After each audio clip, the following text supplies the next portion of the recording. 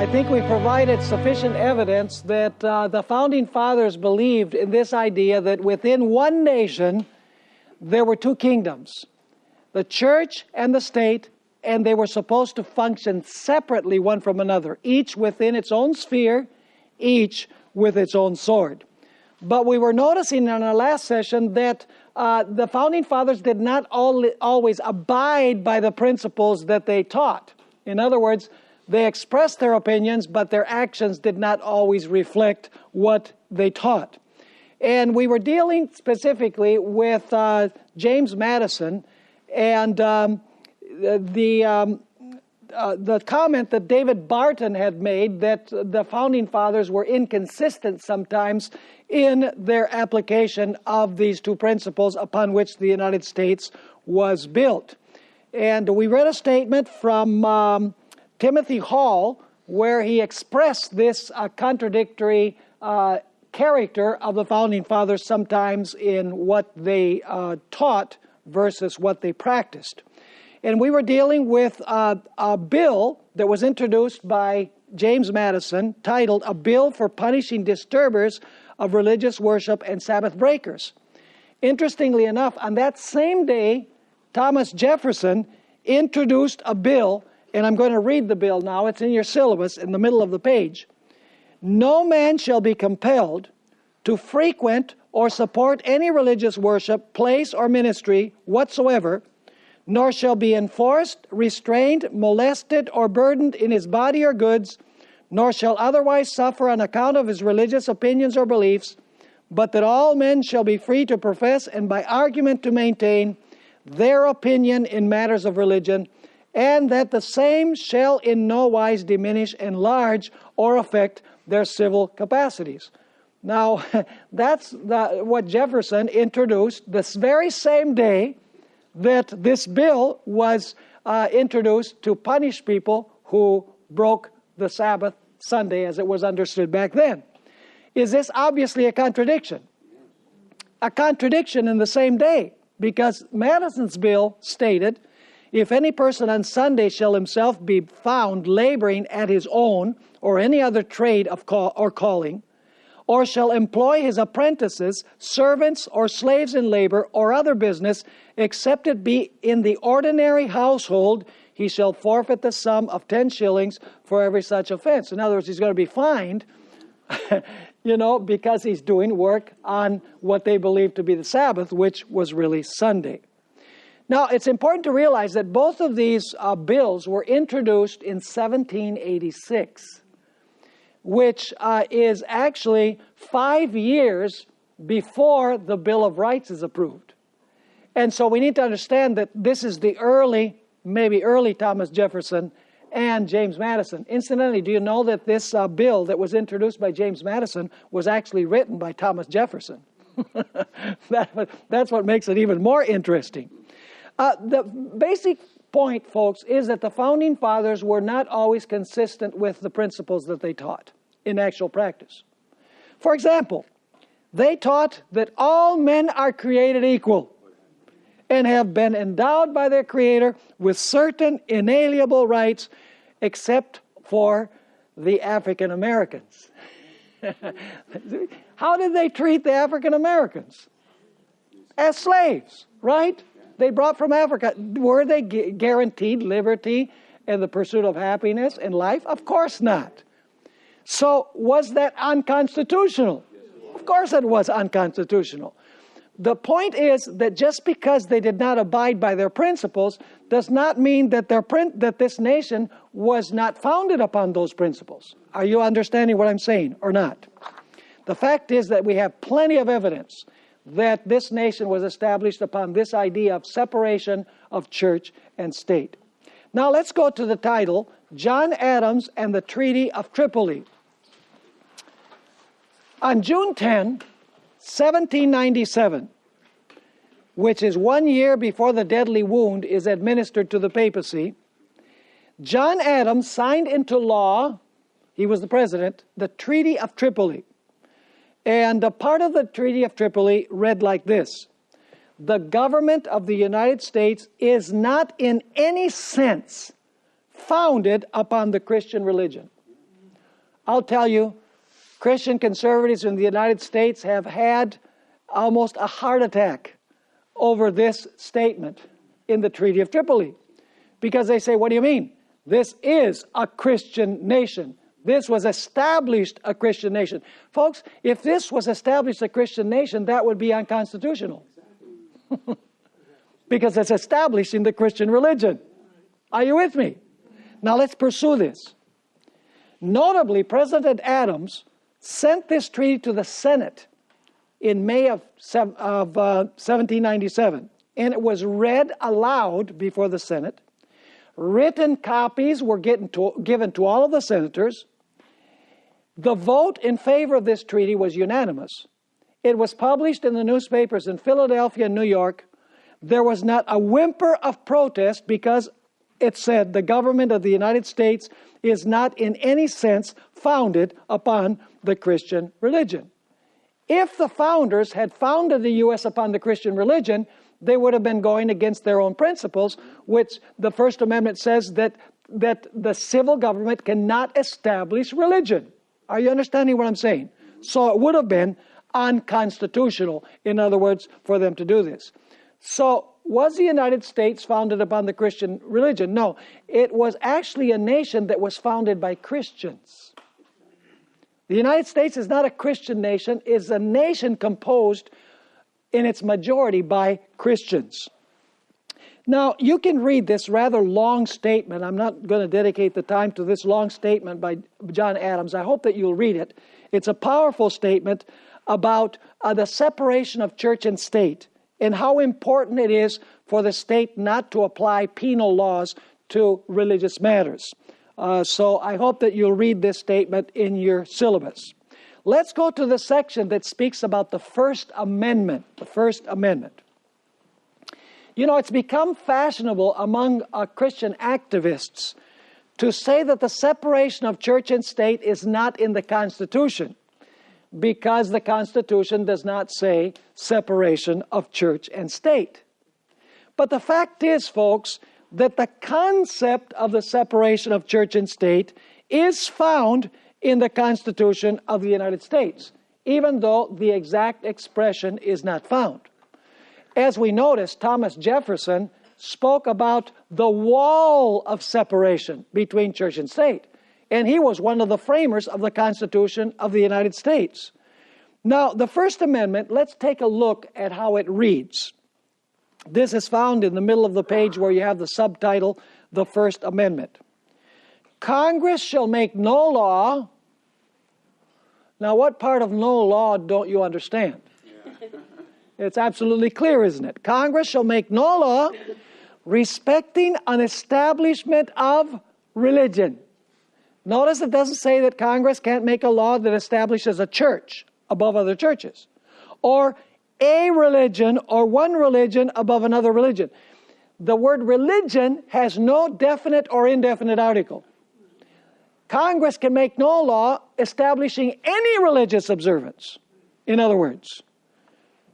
So the first clause says, Congress shall make no law respecting an establishment of religion, and now comes the second clause of the First Amendment, or prohibiting the free exercise thereof.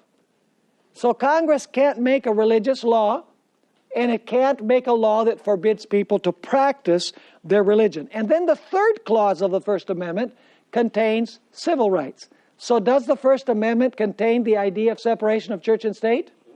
Absolutely, even though the phrase is not used. The third clause says that Congress can't make any law abridging the freedom of speech or of the press or the right of the people peaceably to assemble and to petition the government for a redress of grievances. Are those all civil rights?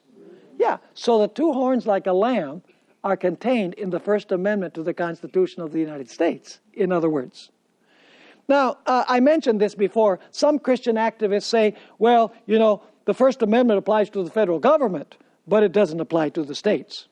The 14th Amendment blows that out of the water. The 14th Amendment says that it applies to the states as well. Now, the final paragraph says, clearly the First Amendment forbids Congress from drawing up laws that have anything to do with religion, period. In this sense, the Constitution clearly contains the concept of separation of church and state, because the state is forbidden to make laws that establish religion or prohibit the free exercise of religion. Thus, the state can have absolutely nothing to do with religion, except to protect everyone's right to practice it freely according to the dictates of their own conscience. Of course, people are not permitted to disobey legitimate civil laws in the name of religion, such as flying airplanes into the World Trade Center. Someone has expressed it this way: your freedom ends where my nose begins. I think that's a good way of expressing it. So what was the vision of the Founding Fathers? The Founding Fathers envisioned not a Christian nation, but rather a nation of Christians. Their ideal was that the church should do the work of implanting Christ's kingdom in the human heart by teaching honesty, chastity, respect for life and property, family values, etc.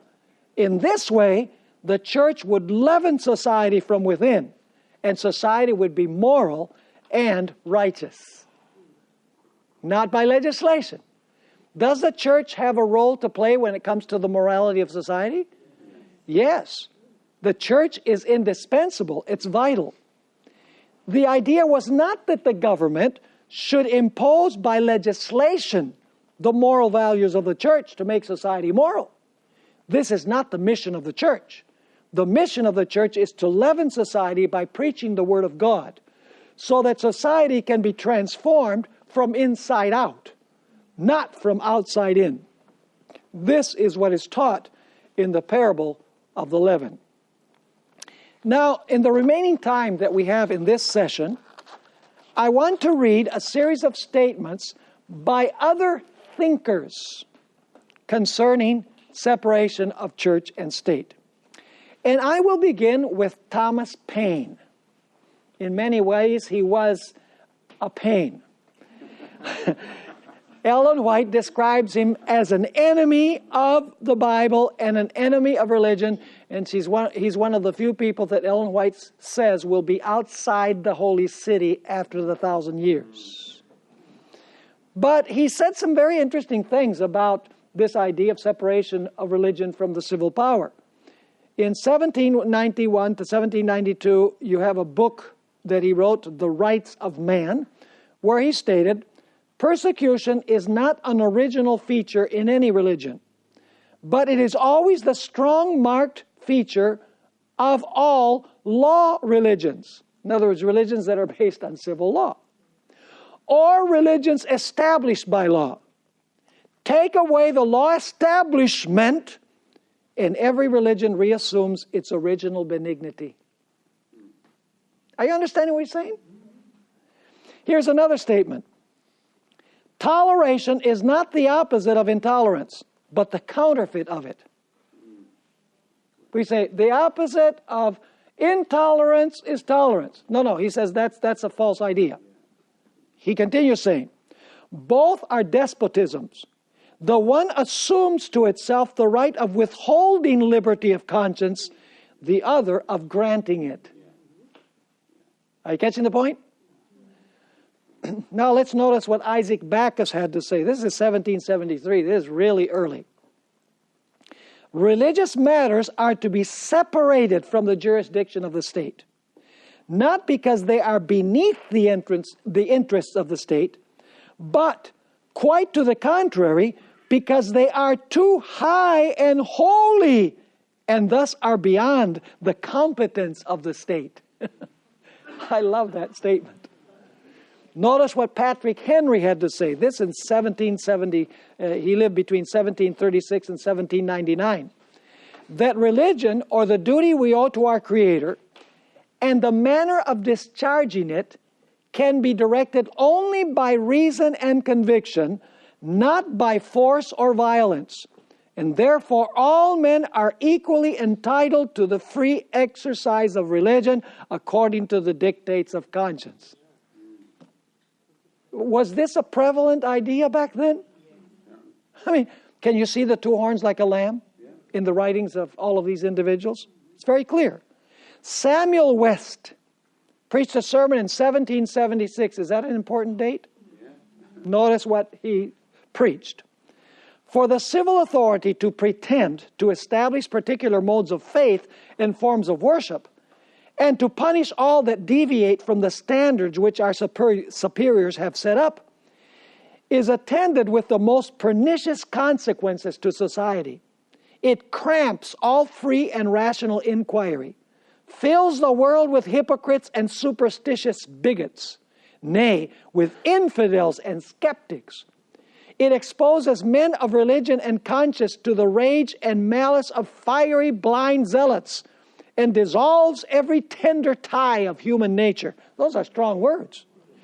And I cannot but look upon it as a peculiar blessing of heaven that we live in a land where everyone can freely deliver his sentiments upon religious subjects and have the privilege of worshiping God according to the dictates of his own conscience, without any molestation or disturbance, a privilege which I hope we shall ever keep up and strenuously maintain. John Leland, 1791. I'm reading this because I want you to see that this idea was broad. The two horns like a lamb were contained in many, many writings of the founding fathers and those who lived at that time. Here is what John Leland had to say. Is conformity of sentiments in matters of religion essential to the happiness of civil government? In other words, is everybody getting together and believing the same thing a good thing for government, is what he's asking. Not at all. Government has no more to do with the religious opinions of men than it has with the principles of the mathematics. Let every man speak freely without fear, maintain the principles that he believes, worship according to his own faith, either one God, 3 gods, no God, or 20 gods. And let government protect him in doing so. That is to say, see that he meets with no personal abuse or loss of property for his religious opinions. Instead of discouraging him with proscriptions, fines, confiscation, or death, let him be encouraged as a free man to bring forth his arguments and maintain his points with all boldness. Then, if his doctrine is false, it will be confuted. And if it is true, though ever so novel, let others credit it. When every man has this liberty, what can we wish for? For more? A liberal man asking for nothing more of government. So clear.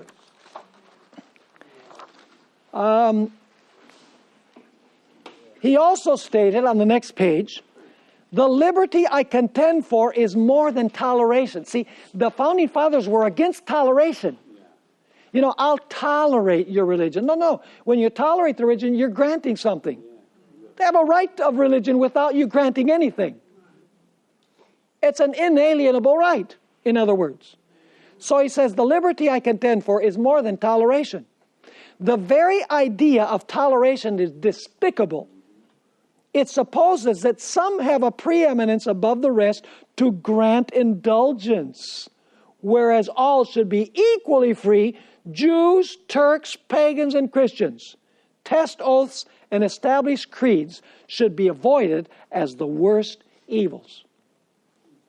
Now there's a series of other thinkers here as well. Henry Clay, 1818. All religions united with government are more or less inimical to liberty. All separated from governments are compatible with liberty. What did Abraham Lincoln have to say? When the know-nothings get control, that is the Declaration of Independence, will read, all men are created equal except Negroes, foreigners, and Catholics. When it comes to this, I should prefer immigrating to some country where they make no pretense of loving liberty. To Russia, for instance, where despotism can be taken pure and without the base alloy of hypocrisy. Quite a statement. Millard Fillmore, 1856. By the way, if you're wondering who these are, there's a little explanation of who these individuals are at the bottom of each statement. 1856, he said, I am tolerant of all creeds.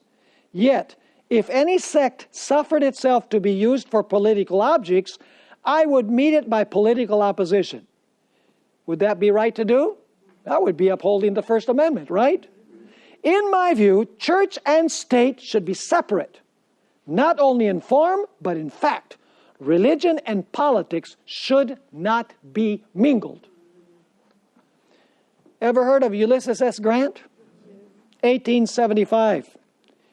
Encourage free schools and resolve that not $1 of money shall be appropriated to the support of any sectarian school. Wow, no vouchers is what he's saying. Because some Christians say, well, you know, you're restricting religious liberty when you say that the government should not give money for parents to send their schools, their kids to religious schools.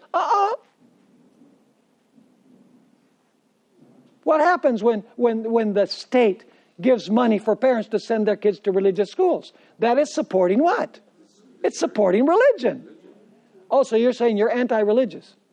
What about religious displays on public property? You know, what about in God we trust? One nation under God. You know, people say you got to have that in there. If not, you're an atheist. You're anti-Christian. No. See, government is to be secular. And the church is to be religious. Those are the principles.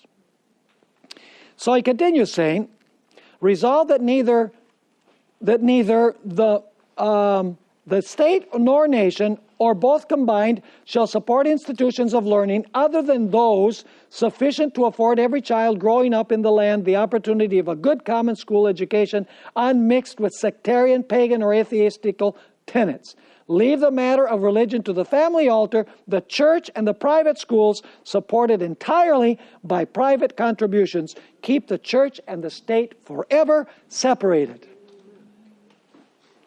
Jeremiah Black, 1885. The manifest object of the men who framed the institution of this country was to have a state without religion and a church without politics. That is to say, they meant that one should never be used as an engine for the purposes of the other. For that, they built a wall of complete partition between the two. See, all these thinkers, they know what the founding fathers were talking about. Theodore Roosevelt, ever heard of him? The great environmentalist. Many of our national parks are due to the work of Theodore Roosevelt. He said, if there is one thing for which we stand in this country, it is for complete religious freedom. And it is an emphatic negation of this right to cross-examine a man on his religion before being willing to support him for public office. In other words, asking about his religion before he can run for public office.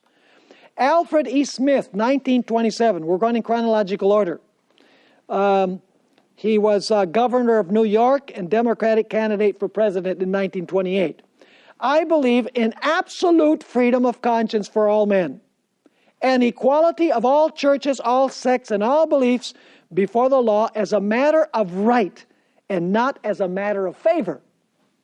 See, it's an inalienable right, is what he's saying. It's not granted. Listen, religious freedom is not granted by the government. It belongs to the church. You know, the government doesn't grant you the right to happiness. It's a divine right that you have, apart from government. All the government can do is protect that right. So he says, I believe in absolute freedom of conscience for all men, and equality of all churches, all sects, and all beliefs before the law as a matter of right and not as a matter of favor. I believe in the absolute separation of church and state, and in the strict enforcement of the Constitution, that Congress shall make no law respecting the establishment of religion or prohibiting the free exercise thereof. I believe that no tribunal of any church has any power to make any decree or enforce any force in the land, or enforce any law in the land other than to establish the status of its own communicants within its own church. John F. Kennedy, who was a Roman Catholic, 1959. Interesting what he said. It is my firm belief that there should be separation of church and state in the United States. By the way, Rick Santorum said that that was one of the worst things that Kennedy ever said as President of the United States. His speech that he gave, that we're going to read in a few moments, the speech that he gave to the ministers in Houston, to the Ministerial Association. So he says, it is my firm belief that there should be separation of church and state in the United States. That is, that both church and state should be free to operate. Is that the two horns? Yeah. Without interference from each other in their respective areas of jurisdiction. We live in a liberal democratic society which embraces wide varieties of belief and disbelief. There is no doubt in my mind that the pluralism which has developed under our Constitution, providing as it does a framework within which diverse opinions can exist side by side and by their interaction enrich the whole, is the most ideal system yet devised by man. I cannot conceive of a set of circumstances which would lead me to a different conclusion. Did John F. Kennedy believe in the separation of church and state? I think that perhaps he might have gotten killed for it. But anyway, that's a conspiracy theory, which I said I don't believe in. Lyndon Johnson, 1964. This is after the death of John F. Kennedy. He's President of the United States. He says, I believe in the American tradition of separation of church and state, which is expressed in the First Amendment to the Constitution.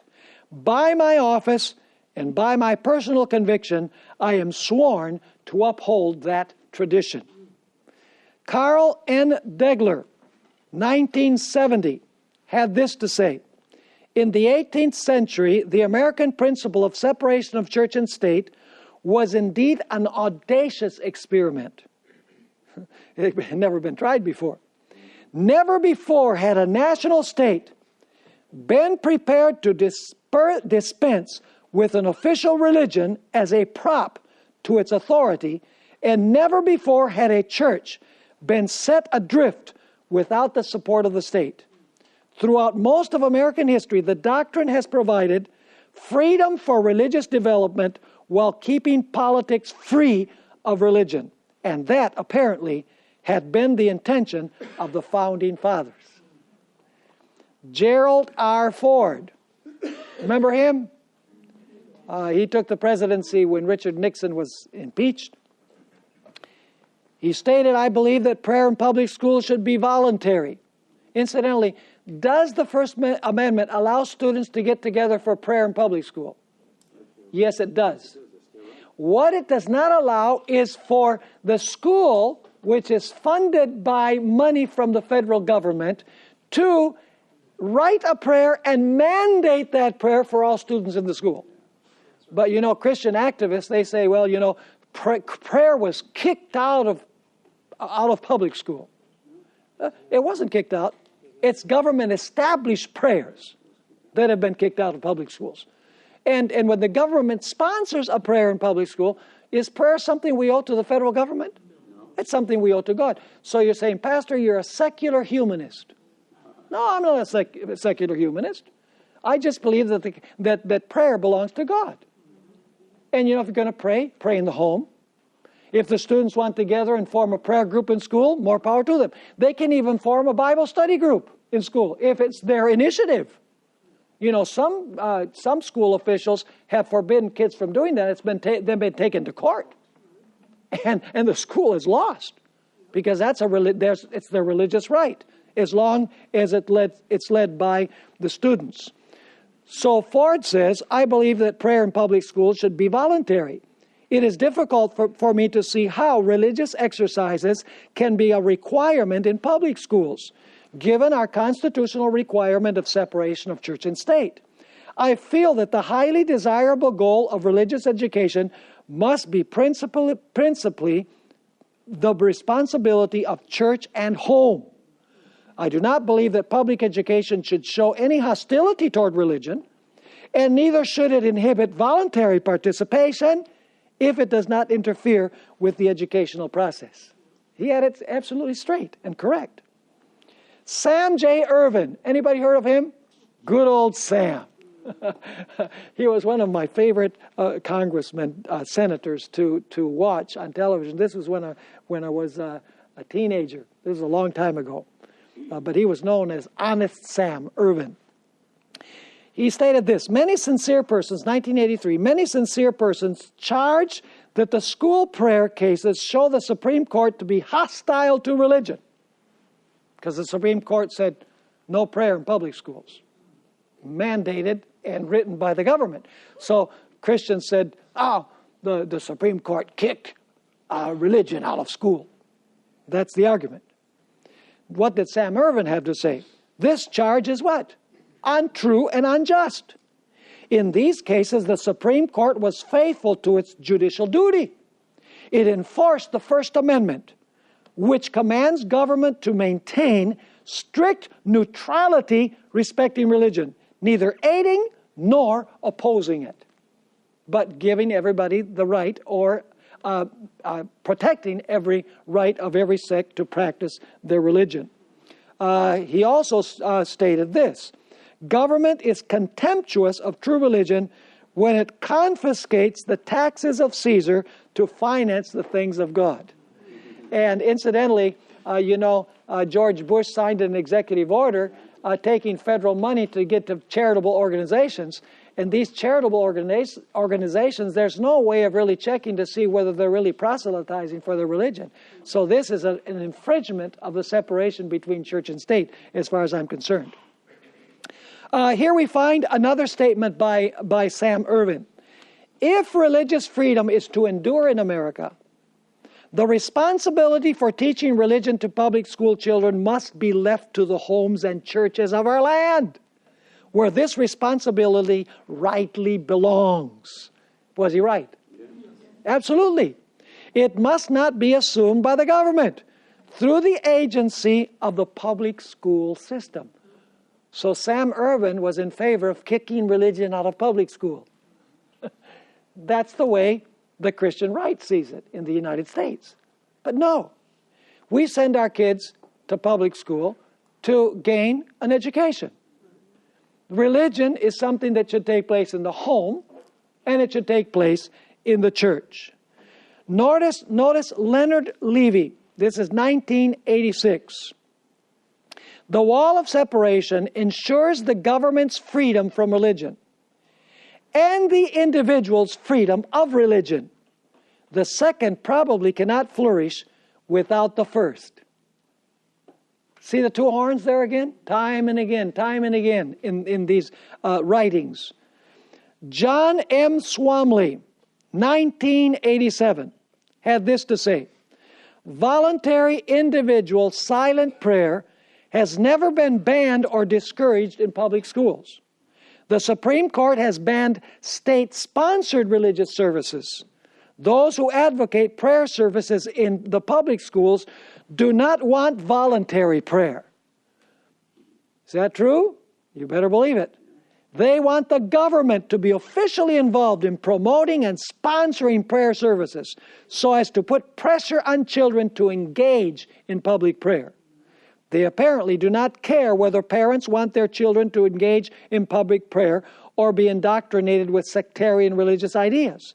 The object is to provide a captive classroom audience that will be exposed to the prayers of those with a religious message which they deliver in the form of a prayer.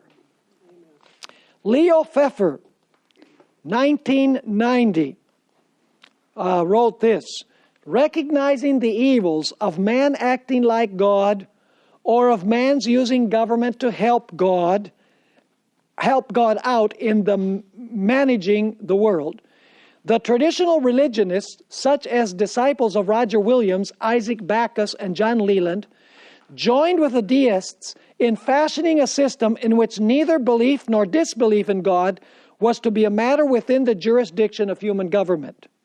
Both groups sought to secure a government that neither aided nor injured religion.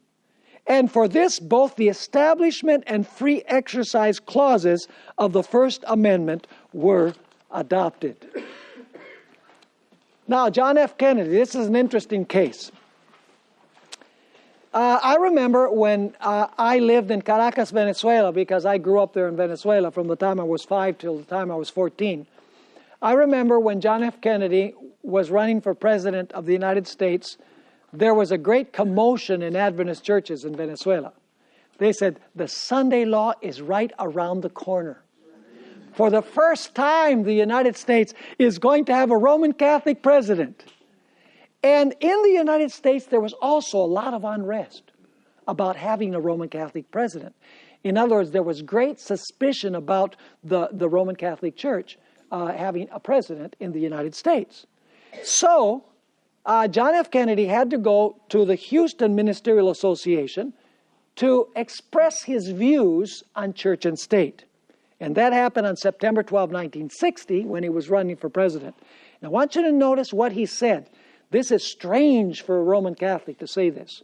And I believe that, with Rick Santorum, for example, who is a radical Catholic, this went over like a lead balloon. He was extremely critical of John F. Kennedy for these words that he spoke. I'm going to read it now.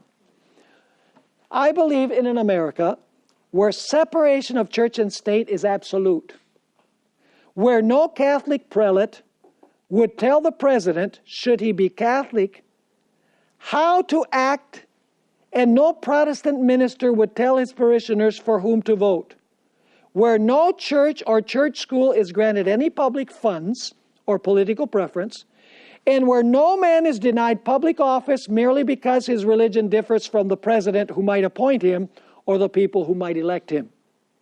I believe in an American that is officially neither Catholic, Protestant, nor Jewish, where no public official either requests or accepts instruction on public policy from the Pope, the National Council of Churches, or any other ecclesiastical source, where no religious body seeks to impose its will directly or indirectly upon the general populace or the public acts of its officials, and where religious liberty is so indivisible that an act against one church is treated as an act against all.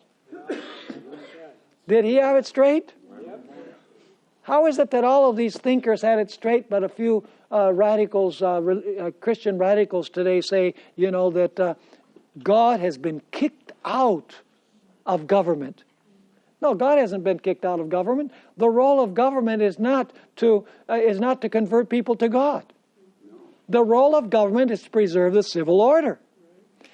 Now, Alexis de Tocqueville, you know who he was? He did a tour of the United States. He was a political thinker, French, and a historian. He toured the United States from 1831 to 1833. And he wrote a 2-volume set called Democracy in America. If you can get copies of these, it's a fascinating read, these 2 volumes. And I want you to notice the conclusion that he reached as to the reason why the United States was such a prosperous nation and such a peaceful nation. Because he interviewed many people in the United States to ask them what their opinion was. And this is how he expressed it. All attributed the peaceful dominion of religion in their country mainly to the separation of church and state. I do not hesitate to confirm that during my stay in America, I did not meet a single individual of the clergy or the laity who was not of the same opinion. Interesting. But Ellen White has given a dire warning. And I want to read this warning. Protestants have tampered with and patronized popery. That means the papacy. They have made compromises and concessions. Now listen to this. Which papists themselves are surprised to see and fail to understand. In other words, the papacy says, this is too good to be true. Another way of expressing it. What would she write today? This was back in the 1880s, where you had the national reform movement and the agitation for a national Sunday law. So, in that context, the Protestants were saying, let's have the Catholics join us for a national Sunday law. It doesn't matter if they're Catholics. Well, Ellen White is writing in this context. She says, Protestants have made compromises and concessions which papists themselves are surprised to see and fail to understand. Men are closing their eyes to the real character of Romanism and the dangers to be apprehended from her supremacy. And now notice what she says, because there are those in our midst who say, it's not time to talk about these things yet. It's not time to say anything about the papacy or apostate Protestantism. The time will come when we will do that, but not now. Notice what Ellen White had to say. The people need to be aroused to resist the advances of this most dangerous foe to civil and religious liberty. We must cry out, because there are people in this system that love the Lord that don't know anything about what we're talking about. Most young people these days, all they know is the text that they receive on their cell phone. That's about it. People don't even communicate anymore. Sitting in the subway in New York, everybody... It's ridiculous. Can we dedicate too much time even to good things? Of course we can. Absolutely. It's a waste of time. Let's answer our emails and get on with life.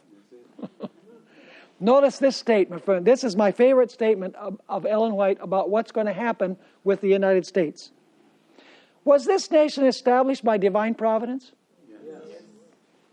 That is one point where the book that I sent you ahead of time, I kind of disagree a little bit with what he says, because he gives the impression that the United States, although he does say in a couple places in the book that the United States is unique, I don't think he makes it strong enough that the United States was raised by the providence of God.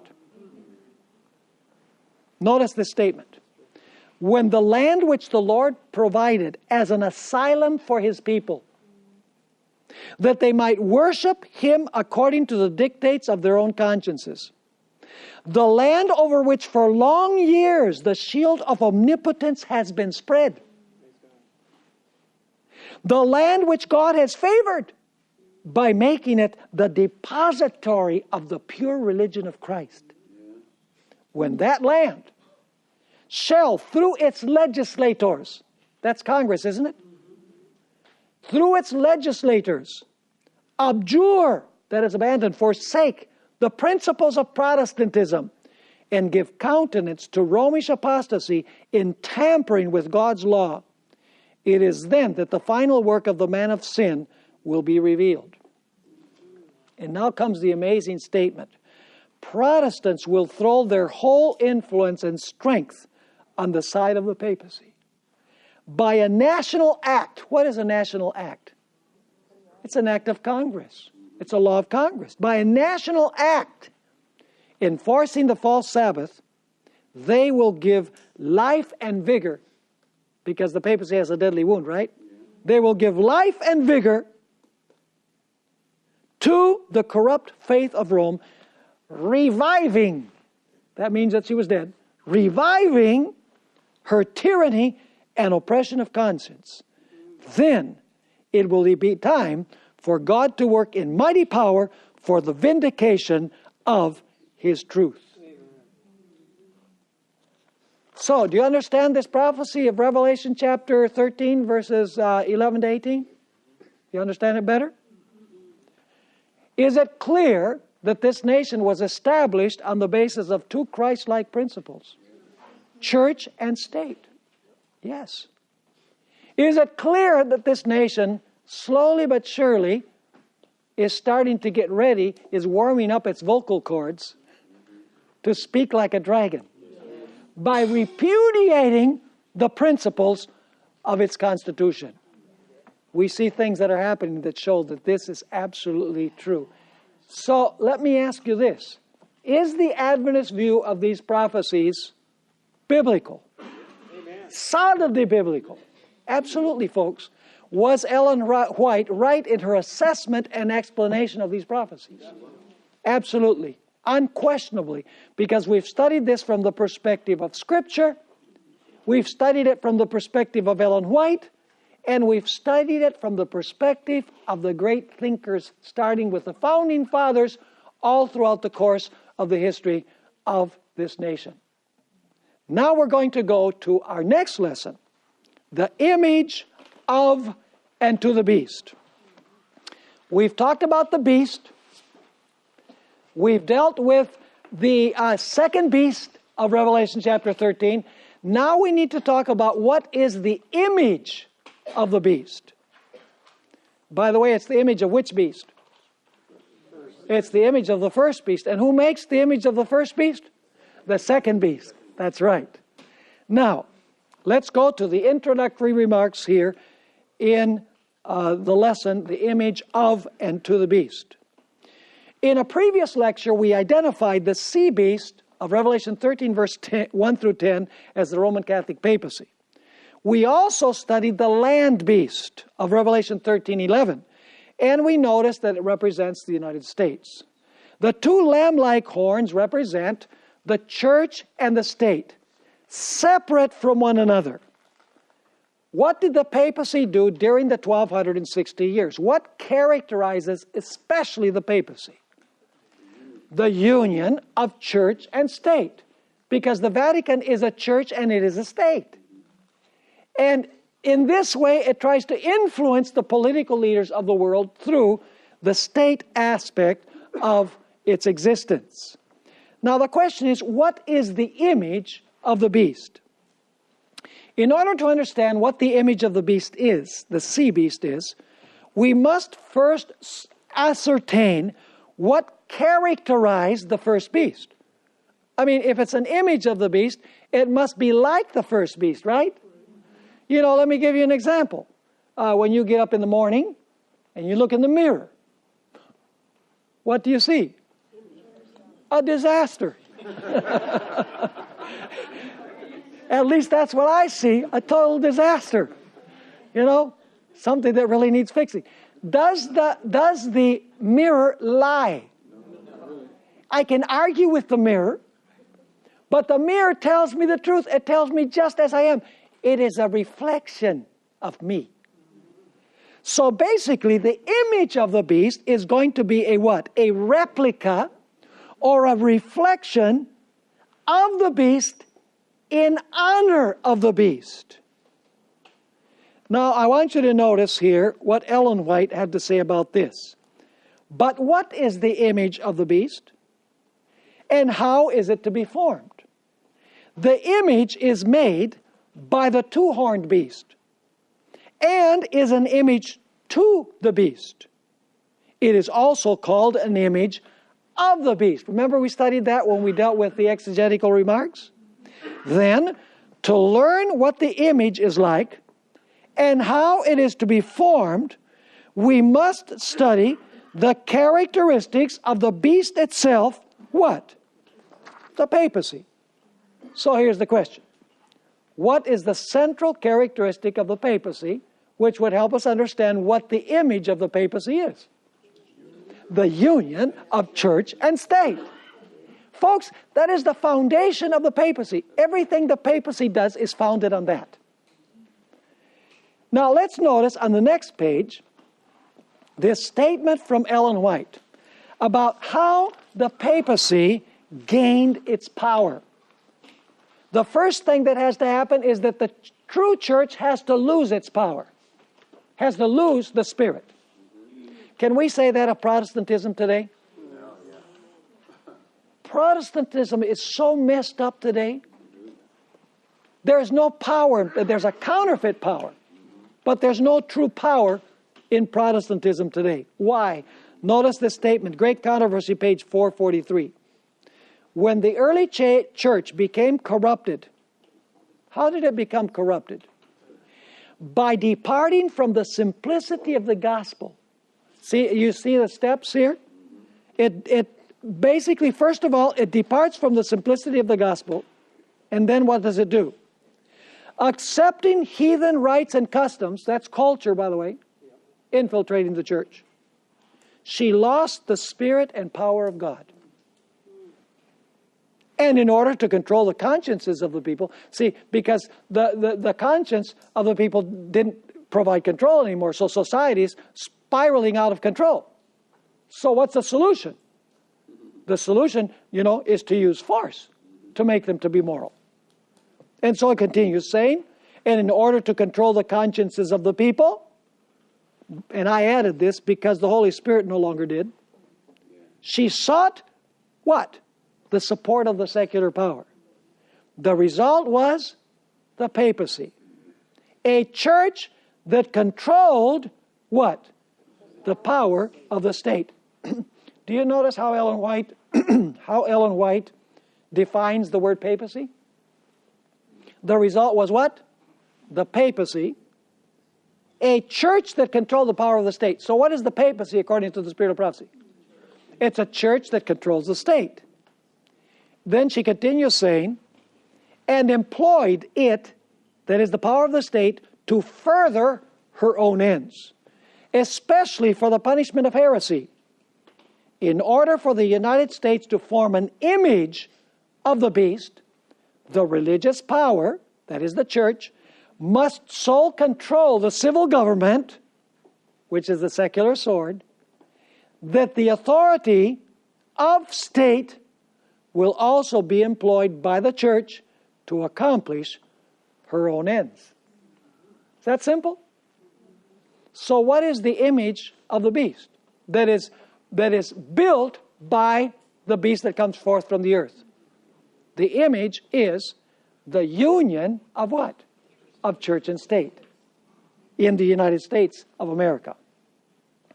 Now, as we have seen, the papacy during the 1260 years united the church with the state and used the punitive sword of the state to punish those who dissented from her beliefs and practices. Apostate Protestantism in the United States, the land beast, will make a replica of this. Especially the spiritual leaders will work upon the secular power to safeguard their institutions and punish those who dissent. In this way, they will make an image of the mother from whom they were born. Like mother, like daughter. In other words, by making the image of the first beast, the United States will disown and contradict its own founding principles and make an image or replica of what the papacy did during the 1260 years. As a result, much of the history of the papacy will be repeated once again where? In the United States of America. In other words, the United States will speak like the dragon. And the dragon represents Satan working through whom? Satan working through Rome. Now I'm going to skip the title, the subtitle, The Identity of the Dragon. We've dealt with that. And also the title, the subtitle, The Roman Element, because we've already dealt with that. Let's go to The United States Speaks. We are told that the nation is going to speak like a dragon. Now, the question is, how does a nation speak? Particularly a nation that is a republican style of government. The answer is very simple. It speaks through the laws that are enacted by the congressional leaders that are elected by popular vote. In fact, Ellen White understood this when she wrote in Great Controversy 442, the speaking of the nation is the action of its legislative and judicial authorities. Notice she says legislative and judicial. We'll come to that a little bit later. By such action, it will give the lie. In other words, it will contradict those liberal and peaceful principles which it has put forth as the foundation of its policy. Is this becoming clearer and clearer, what all this is about in the book of Revelation? Now, it's interesting to notice, as I've mentioned before, that this is the only time in Scripture that the kind of horns are defined in the Bible. Other places it says that the beast has horns, but here it specifies what kind of horns. It says 2 horns like a lamb, which means that it must bear some relationship to Jesus Christ, the Lamb, the 2 kingdoms that Jesus recognized. Now you'll notice here that it doesn't say that this beast will have 2 horns like a lamb, and then the 2 horns will be broken, and once the horns are broken, then it's going to start speaking like a dragon. No. It still has what? It still has the 2 horns. But at the same time that it has the 2 horns, it speaks like what? It speaks like a dragon. Let's go to the subtitle. We're not going to deal with the rest of this in Unique Beast. I hope that you don't take this syllabus and put it in your bookcase. I hope that you will read the entire syllabus. There's a lot of material that we can't cover here because we don't have the time to deal with it. Did the United States rise providentially in the providence of God? It did. It rose by a special creative act. In fact, the expression that is used there for sprouting up out of the earth is very similar to Genesis 1:24, where it says that God created the herbs that sprouted from the earth. In other words, this is a special creative act by God. And I want to read this one statement before our break. The greatest and most favored nation upon the earth is the United States. A gracious providence has shielded this country and poured upon her the choicest of heaven's blessings. Here the persecuted and oppressed have found refuge. Here the Christian faith in its purity has been taught. This people have been the recipients of great light and unrivaled mercy. Do you know why God raised this country? God did not raise this country so that it would speak like a dragon.